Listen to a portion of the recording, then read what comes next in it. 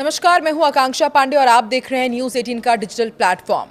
बांग्लादेश की राजनीति में आज का दिन यानी कि 13 फरवरी 2026 सुनहरे अक्षरों में दर्ज हो गया है, क्योंकि 2 दशकों के लंबे इंतजार के बाद बांग्लादेश नेशनलिस्ट पार्टी यानी कि बीएनपी ने ऐतिहासिक बहुमत के साथ सत्ता में वापसी की है। 12 फरवरी को हुए संसदीय चुनाव के जो नतीजे सामने आए, उन्होंने न केवल ढाका की गलियों में धान का शीश लहरा दिया, बल्कि दक्षिण एशिया के कूटनीतिक गलियारों में भी हलचल पैदा कर दी है।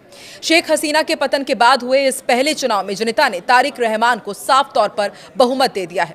बांग्लादेश का चुनाव पूरा हो गया है और अब इस चुनाव में बीएनपी सबसे बड़ी पार्टी बनकर उभरी है। 20 साल बाद बीएनपी सत्ता में वापसी करेगी। प्रधानमंत्री नरेंद्र मोदी ने भी इस मौके पर उन्हें बधाई दी।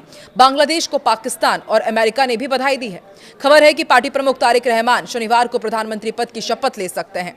बांग्लादेश चुनाव बीएनपी के जीतने के साथ ही विदेशों से प्रतिक्रियाएं सामने आने लगी है। प्रधानमंत्री नरेंद्र मोदी ने रहमान को जीत पर बधाई देते हुए कहा कि ये बांग्लादेश की जनता के उनके नेतृत्व पर भरोसे को दिखाता है और भारत साझा विकास लक्ष्यों पर साथ काम करने को तैयार है। अमेरिका ने भी चुनाव को सफल बताते हुए शुभकामनाएं दी, तो वहीं पाकिस्तान के नेतृत्व की ओर से भी बधाई संदेश भेजे गए हैं।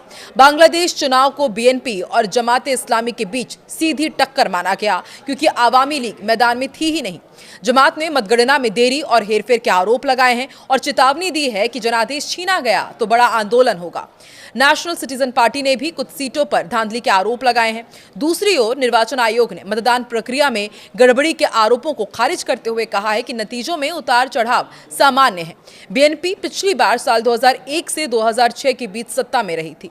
पार्टी ने पहले ही साफ किया था कि जीत मिलने पर तारिक रहमान प्रधानमंत्री बनेंगे और करीब 17 साल विदेश में रहने के बाद वो पिछले साल ही देश लौटे हैं और समर्थकों से जश्न की बजाय संयम रखने और दुआ करने की उन्होंने अपील की है। फिलहाल आधिकारिक नतीजों की घोषणा का इंतजार है, लेकिन शुरुआती संकेत साफ कर रहे हैं कि बांग्लादेश की राजनीति में एक नए दौर की राजनीति अब शुरू होने वाली है।